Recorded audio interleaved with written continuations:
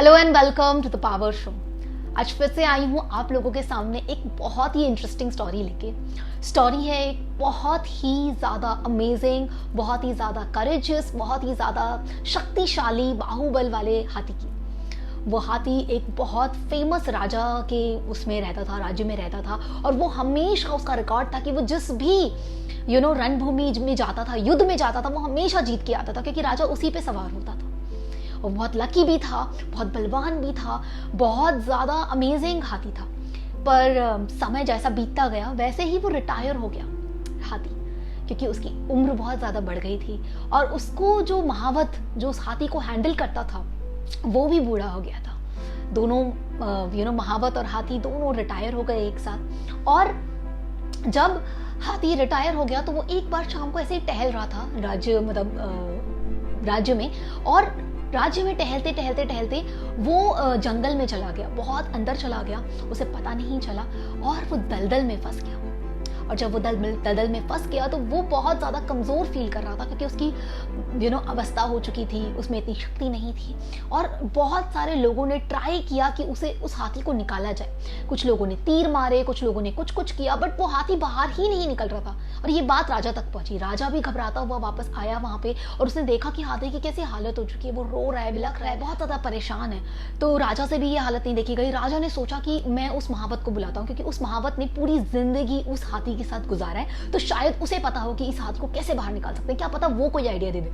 तो उस महावत को बुलाया गया। उस महावत ने बोला, मेरे पास एक आइडिया है इस हाथी को बाहर निकालने का। उसने कहा कि ऐसा एनवायरनमेंट क्रिएट करो कि जैसे युद्ध होने वाला है, ठीक है। तो बहुत सारे सोल्जर्स को बुलाया गया, वही शंखनाद बजाया गया, वही भेरी बजाई गई, और मतलब ऐसा पूरा एनवायरनमेंट बना दिया गया कि युद्ध होने वाला है। और अब वो जो हाथी था ना, उसे अपनी शक्तियां वापस याद आ गई।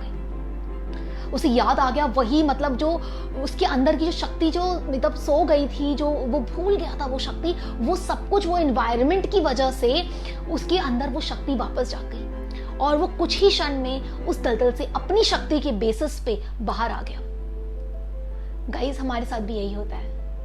हमारे अंदर वो जो सूक्ष्म शक्ति है, जो हमारी माइंड की पावर है, जो हमारी सोल की पावर है, जो हम भूल जाते हैं रेगुलर बेसिस पे। ये वीडियोस आपको यही याद दिलाने के लिए है। लॉ ऑफ अट्रैक्शन कुछ भी नहीं, बट आपके माइंड की पावर को अनलॉक करने के लिए, आपकी सबकॉन्शियस माइंड को टैप इन करने के लिए है। ये स्टोरी मैंने आप लोगों को इसीलिए सुनाई है क्योंकि मुझे पता है कि आप लोगों में, हम सब में, every soul is special, every soul is powerful.